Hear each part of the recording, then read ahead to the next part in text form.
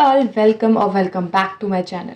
So basically today I'm going to be telling you all the notes tip जो कि मैंने अपने खुद के एक्सपीरियंस से सीखी हैं कि नोट्स ऐसे बनते हैं, ऐसे नहीं बनते। और मैं अभी भी चाहती थी कि यार कोई ऐसा होता जो मुझे बता देता कि ऐसे करना है, ऐसे बनाने हैं, क्योंकि आगे मैं शेयर भी करूँगी कि मैं अपने पहले नोट्स कैसे बनाती थी। अनजस्ट में टेक्स्ट से टेक्स्ट होता था और कुछ भी नहीं होता था। जब मैं यूट्यूब पे भी गई तो मुझे वहाँ पे सिर्फ कॉर्नल मेथड, ये करो वो करो, बट कोई जेन्युइन टिप नहीं थी। सो आज मैं अपने पर्सनल एक्सपीरियंस से एज अ स्टूडेंट आपको ये सारी नोट्स मेकिंग टिप देने वाली हूँ। So stay tuned. If we talk about registers, तो रजिस्टर में I will not prefer you to use the ruled one.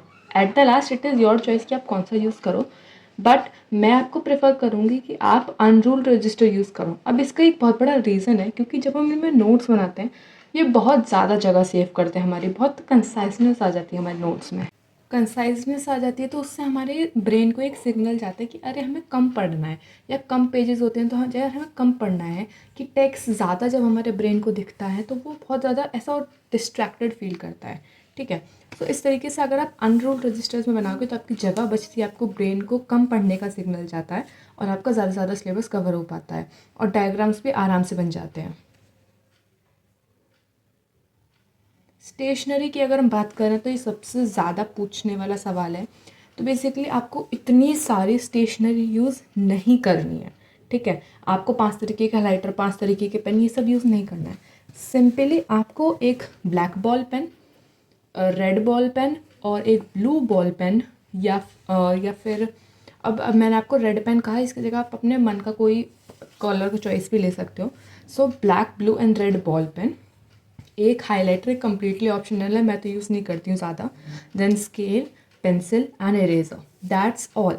यही आपको स्टेशनरी चाहिए अपने नोट्स को बनाने के लिए। इतनी सारी स्टेशनरी नहीं चाहिए। अगर आप इतनी सारी स्टेशनरी यूज़ करोगे आप उनको यूज़ करने में ही रह जाओगे, आपके नोट्स टाइम से कंप्लीट नहीं हो पाएंगे।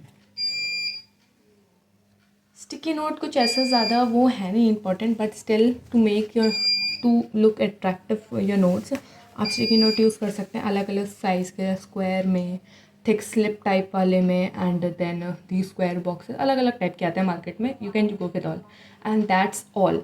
बस आपको इतना ही सामान चाहिए होता है अपने नोट्स बनाने के लिए। अब जब मैंने अपने पहले नोट्स बनाए थे वो मैंने 6th ग्रेड में बनाए थे, और जैसे कि आप देख सकते हो कि इसमें सिर्फ और सिर्फ आपको टेक्स्ट ही टेक्स्ट दिख रहा होगा, सिर्फ टेक्स्ट। अब जो मैंने अब बनाने स्टार्ट करे हैं 7th ग्रेड से, अब ये सारे हैं, इनमें भी मैं बहुत ज़्यादा स्टिकी नोट, बहुत ज़्यादा कलर्ड मार्कर्स और बहुत ये और वो, आप देख सकते हो। मैंने वीडियो फास्ट फॉरवर्ड में कर दी क्योंकि बहुत लंबा हो रहा था ये। तो या सब जगह आपको बस हाइलाइटर हाइलाइटर हाइलाइटर दिखता है, भले ही नोट सुंदर लग रहे हो बट ये बहुत ज़्यादा टाइम कंज्यूमिंग है। अब जो मैंने अच्छे खासे नोट्स पे स्विच करा है, जिसमें मैं ज़्यादातर तो आपको ब्लू ही पेन दिखेगा मेरा, और ब्लू ही पेन से डायग्राम वायग्राम सब दिखेंगे। एंड आई कैन से कि अगर मैं इन नोट्स से पढ़ूंगी as compared to these notes, जो भी बंदा इन अनरूल्ड वाले को बना रहा है, I can say that it will score good marks. Now main topic पे आते हैं, टिप्स फॉर नोट्स। तो आप वीडियो पॉज करके सारे पॉइंटर्स को देख सकते हो। सबसे पहला पॉइंटर है यूज़ पॉइंटर्स। ओके, तो जैसे कि आप देख सकते हो ये एक बड़ी सी पैराग्राफ जो आपको दिख रही है, इस पूरी की पूरी पैराग्राफ को मैंने सिर्फ इन कुछ पॉइंट्स में कंसाइज करके लिख दिया है। ठीक है, जैसे कि अब ऐसा नहीं है कि मैंने कोई इन्फॉर्मेशन छोड़ दी, ऐसा नहीं है। हर एक इन्फॉर्मेशन आप पॉज करके देख सकते हो, बट हर चीज़ को पॉइंटर्स में कन्वर्ट करने की कोशिश करो।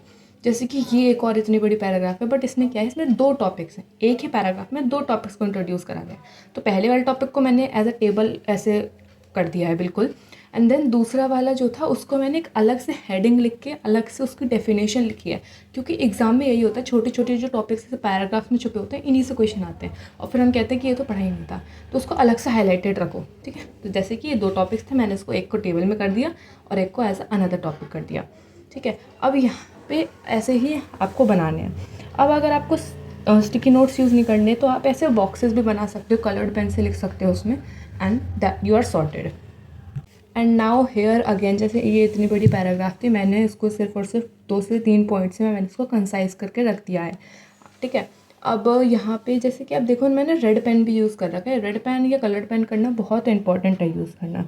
अब एक और एग्जांपल, जैसे ये पैराग्राफ थी, मैंने इसको सिर्फ और सिर्फ टेबल में कन्वर्ट करके रख दिया, तो इससे क्या टेक्स्ट पे टेक्स्ट नहीं दिख रहा, टेबल्स भी दिख रही है और नोट्स अट्रैक्टिव भी हैं।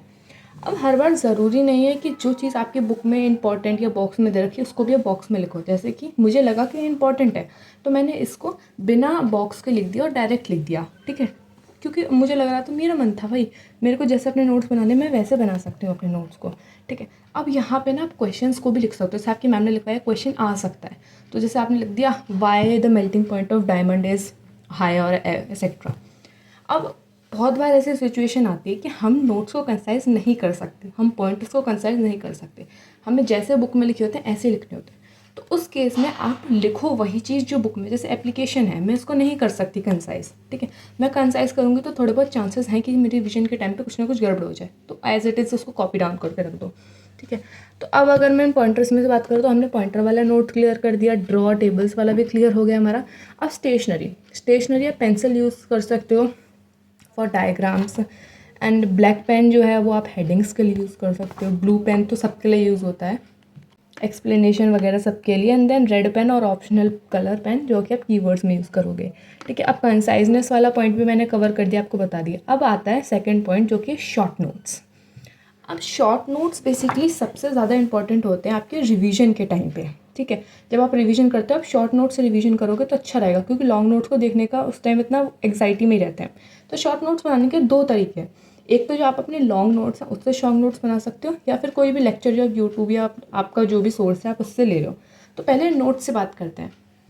तो जैसे कि मैं यहाँ पे नोट्स से बना रही हूँ, अब देखो पहले मैं रीड कर रही हूँ हर एक चीज़ को, और जो भी मुझे इंपॉर्टेंट या कीवर्ड लग रहा है उसको मैं पेंसिल से अंडरलाइन कर रही हूँ, और जैसे कि मुझे लग रहा है जो भी टेबल मुझे अपने नोट्स में डालनी है उसके ऊपर मैं स्टार बना रही हूँ। तो ऐसे आपको पूरा अपना चैप्टर रीड करना है, उसमें हर एक चीज़ अपनी ऐसे लाइक अंडरलाइन करो, मोस्ट इंपॉर्टेंट टेबल्स वेबल जो भी आपको डालनी है अपने नोट्स में। बट ये बात रिमेंबर रखना कि आपको सिर्फ और सिर्फ मेन चीज़ डालनी है जो कि आपको लगता है कि एग्ज़ाम से पहले मुझे रिवाइज़ करनी है या ये इंपॉर्टेंट है, यही चीज़ डालनी है, ठीक है। अब आप देखो मैं जो जो चीज़ मैं हाईलाइट कर रही हूँ या अंडरलाइन कर रही हूँ, ये सब चीज़ मैं अपने नोट्स में डालने वाली हूँ, टेबल, अंडरलाइंड वर्ड और ये सब कुछ, ठीक है। जैसे कि यहाँ पे कोऑर्डिनेशन है, तो कोऑर्डिनेशन की मैं हेडिंग डालूंगी शॉर्ट नोट्स में, फिर उसके नीचे लिखूंगी इंटरलिंकिंग ऑफ एंड एक्सेट्रा, ठीक है। फिर मैं टेबल बना दूंगी, ये नर्वस सिस्टम की कोऑर्डिनेशन है, इसमें मैं सिर्फ एक लाइन लिखूंगी, it consist of this and example. Then functions of nervous system में मैं भी सिर्फ keep us informed, remember thing, यही सब लिखूंगी जो मैंने अंडरलाइन करा है। हेडिंग डालो, उसके अंदर की जो भी आपने अंडरलाइन करा वो लिखो और टेबल्स लिखो।